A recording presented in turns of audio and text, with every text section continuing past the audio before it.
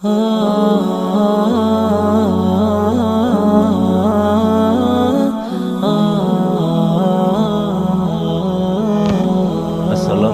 warahmatullahi ta'ala wabarakatuh. A'udzu billahi minasyaitonir rajim. Bismillahirrahmanirrahim. Alhamdulillahi rabbil alamin. Arrahmanir rahim. Maliki yaumiddin. Iyyaka na'budu wa iyyaka nasta'in. Ihdinas siratal mustaqim. Siratal ladzina an'amta 'alaihim ghairil maghdubi 'alaihim waladdallin. Bismillahirrahmanirrahim. Qul ya ayyuhal kafirun la a'budu ma ta'budun wa la antum 'abiduna ma a'budu wa la ana 'abidun ma 'abadtum wa la antum 'abiduna ma a'budu lakum dinukum waliyadin. Shadaqallahul azim. Alhamdulillah wassalatu wassalamu ala rasulillah sayyidina wa maulana Muhammad ibn Abdillah wa ala alihi washabbihi amma ba'dah. Para pemirsa yang dirahmati Allah Subhanahu wa taala, pada kesempatan sore ini kita baru membaca surat Al-Kafirun. Kronologi surat ini turun yaitu karena suatu saat, suatu waktu Rasulullah didatangi oleh diplomasi dari orang-orang kafir, dari tokoh-tokoh Mekah. Diplomasi itu diwakili oleh ahli diplomatnya yang terkenal yang bernama Walid bin Mughirah. Walid bin Mughirah bersama satu yang bernama Amr bin Umayyah. Dua-duanya ini datang kepada Rasulullah untuk menawarkan sebuah tawaran tentang islah atau berdamai kepada Rasulullah, yang dalam kali ini nggak ada lain yaitu karena bentuk kegusaran orang-orang kafir, di mana eksistensinya Rasulullah di dalam berjuang, di dalam mengajak manusia untuk bertauhid kepada Allah di daerah Makkah, di Makkah dan sekitarnya. Walaupun Rasulullah terus diintimidasi, sahabat-sahabat yang telah memeluk agama tauhid, telah memeluk agama Islam, bahkan banyak yang disiksa, namun itu tidak menyurutkan perjuangan Rasulullah, kesemangatan Rasulullah di dalam berdakwah. Akhirnya lambat laun semakin kelihatan kekuatan Islam. Lah, rasa kegusaran dan rasa ketakutan ini mempengaruhi mentalitas orang-orang kafir. Ada kekhawatiran, seandainya nanti pengaruh Rasulullah ini terus tidak bisa dibendung, nanti mereka khawatir kepentingan mereka dengan masyarakat akan berkurang, atau dampaknya nanti di dalam pengaruh kebesaran nama mereka ataupun pengaruh pangkat jabatan mereka, dan juga otomatis yang mereka khawatirkan adalah pintu-pintu atau kesempatan-kesempatan yang hubungannya dengan materi mereka akan tersisihkan ataupun sedikit akan terganggu oleh para pemeluk dan orang-orang yang sudah masuk ke agama tauhid, karena otomatis mereka akan mengikuti Nabi Muhammad. Dari kekhawatiran ini akhirnya tokoh-tokoh kafir ini berkumpul, terus mengambil satu siasat, satu keputusan. Kita mengajak Muhammad untuk nego, walaupun mungkin keinginan mereka juga akan mengelabui Muhammad. Yang isinya bagaimana nego tersebut? Isinya yaitu mereka menawarkan kepada Rasulullah, wahai Muhammad, mungkin agamamu adalah yang benar, agamaku yang salah. Mungkin keyakinanmu adalah keyakinan yang benar, keyakinanku orang-orang kafir, orang-orang Mekah adalah keyakinan yang salah. Namun juga masih sebaliknya, karena siapa yang tahu? Sebaliknya artinya kemungkinan yang kami ikuti nenek moyang kami mengikuti keyakinan nenek-nenek moyang kami sampai hari ini itu adalah yang benar, dan agama kamu yang baru ini, agamamu yang kamu ajarkan sekarang ini mungkin yang salah. Nah, agar kita sama-sama enaknya saja, bagaimana kalau kita nggak usah bermusuhan, kita islah, kita berdamai dengan kita bersama-sama. Engkau menyembah yang kami sembah, dan kami orang-orang Mekah juga menanggung, kami menjamin untuk ikut menyembah agamamu, ikut mengikuti ritual agamamu. Nanti mungkin bisa diambil jalan tengah dengan cara bergantian, 1 minggu atau 1 bulan kami menyembah Tuhanmu, dan 1 minggu atau 1 bulan seterusnya engkau menyembah Tuhan kami. Bagaimana Muhammad dengan pertimbangan ini, dengan penawaran ini? Rasulullah tidak menjawab. Rasulullah tidak langsung mengambil sikap. Rasulullah menunggu, karena wama yang yantiqu anil hawa in huwa illa wahyu yuha. Rasulullah tidak akan pernah berbicara atau menjawab sebuah pertanyaan atau sebuah keinginan dari masyarakat kecuali setelah didahului jawaban atau mendapat jawaban dari wahyu yang diwahyukan kepada Rasulullah. Maka akhirnya turunlah ayat ini yang intinya ayat tersebut menjelaskan, wahai Muhammad, katakanlah Muhammad kepada mereka orang-orang kafir bahwa aku tidak menyembah apa yang kamu sembah. Qul ya ayyuhal kafirun la a'budu ma ta'budun. Aku sekarang dan yang akan datang tidak akan menyembah apa yang sekarang dan yang akan datang kau sembah. Wala antum a'biduna ma a'budu. Begitu juga engkau tidak mungkin akan menyembah apa yang aku sembah sekarang ini dan yang akan datang. Wala ana a'bidu ma abadtum. Begitu juga aku nggak akan pernah menyembah apa yang engkau sembah, yang telah kau sembah dan apa yang hari ini kau sembah. Wala antum a'biduna ma a'budu. Begitu juga engkau tidak akan pernah sampai kapanpun menyembah apa yang aku sembah sekarang ini dan yang akan datang. Lakum dinukum waliyadin. Bagimu agamamu dan bagiku agamaku. Dari ayat yang diulang-ulang ini kelihatannya sama, tapi setelah ditelusuri dalam ilmu mubalaghah, ilmu sastra, ternyata di sini ada perbedaan yang signifikan. Dari ayat yang pertama tadi, qul ya ayyuhal kafirun la a'budu ma ta'budun, itu jumlahnya dengan menggunakan jumlah fi'liyah, dan fi'liyahnya jumlah fi'il mudhari yang menunjukkan makna tajaddud, makna zaman atau waktu. Qul la a'budu ma ta'budun, hari ini, maknanya a'budu berarti sekarang, dengan fi'il mudhari yang bukan zaman sekarang. Aku nggak akan menyembah hari ini dan yang akan datang, karena juga menunjukkan makna mustakbal, makna yang akan datang. Ma ta'budun, apa yang kamu sembah hari ini dan yang akan datang.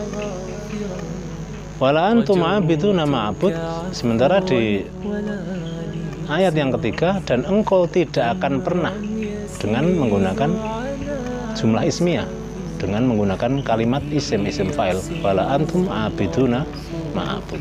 Jumlah ismiyah ini menunjukkan mana seterusnya. Artinya kamu wahai orang-orang kafir sampai kapanpun tidak akan pernah menyembah apa yang aku sembah. Wala antum a'biduna ma a'bud. Kenapa demikian? Apakah Rasulullah sudah tahu bahwa mereka tidak akan pernah menyembah? Dan Rasulullah apakah juga sudah tahu bahwa Rasulullah tidak akan menyembah sembahan mereka?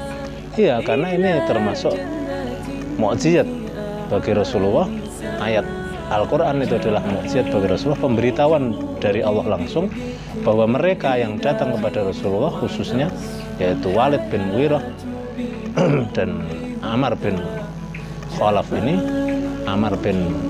ini tidak akan pernah menyembah kapanpun untuk menyembah agama Allah atau mengikuti ajaran Rasulullah, bahkan sampai kematiannya. Ini karena pemberitahuan, informasi langsung dari Allah bahwa mereka akan mati dalam keadaan kafir. Begitu juga Rasulullah juga nggak akan pernah di zaman atau waktu yang akan datang beralih keyakinan menjadi musyrik, karena Rasulullah sebagaimana beliau adalah orang yang dipilih oleh Allah, sebagaimana beliau adalah Rasul utusan Allah, nggak mungkin beliau akan melakukan kemunafikan atau berubah kekafiran, karena ada satu yaitu tanggung jawab dari Allah atau satu bentuk penanggungan dari Allah bahwa semua Rasul mendapat ismah atau mendapat penjagaan dari Allah langsung. Setelahnya ayat yang terakhir, lakum dinukum waliyadin, bagimu agamamu, bagiku agamaku. Bagimu agamamu, bagiku agamaku ini menunjukkan bahwa dalam agama ini nggak ada paksaan, dalam agama ini nggak ada pencampur aduan. Sebuah prinsip itu urusannya adalah privat, sebuah prinsip itu adalah urusannya pribadi. Ketika kita melanggar atau kita ikut masuk di dalam privasi seseorang, berarti kita mencampur adukkan. Kalau mencampur adukkan berarti di situ intoleransi.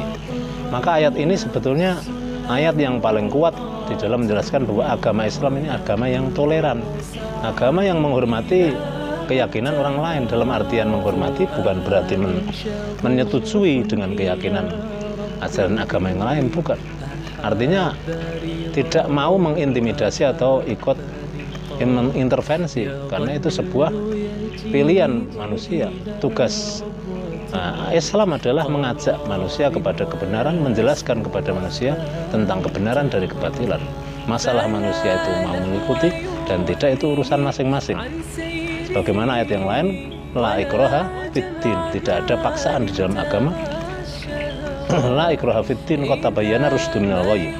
Tidak ada paksaan dalam agama, sungguh telah jelas kebenaran dari kesesatan. Di samping itu, toleransi di dalam agama ini berarti kita mengambil sikap yang jelas bahwa kita punya prinsip, orang lain punya prinsip. Maka salah besar bila atas nama toleransi kita saling menghargai kebablasan dengan atas nama toleransi ataupun pluralisme mencampur adukkan ritual agama atau mengikuti cara-cara agama yang lain. Kenapa? Karena ada satu ayat yang menjelaskan bahwa qul la yastawil khabith wa thayyib walau a'jabaka kathratul khabith. Katakanlah wahai Muhammad, tidak akan sama kebatilan dan kesesatan walaupun kebatilan sangat banyak.